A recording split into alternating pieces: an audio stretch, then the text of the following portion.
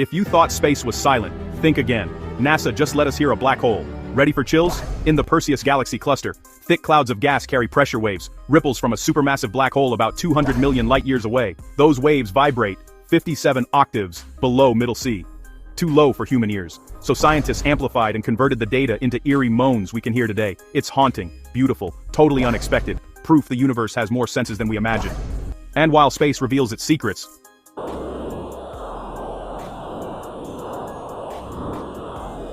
amazing, right? Hit subscribe and support the channel. We need your support, PLs. Thanks for listening.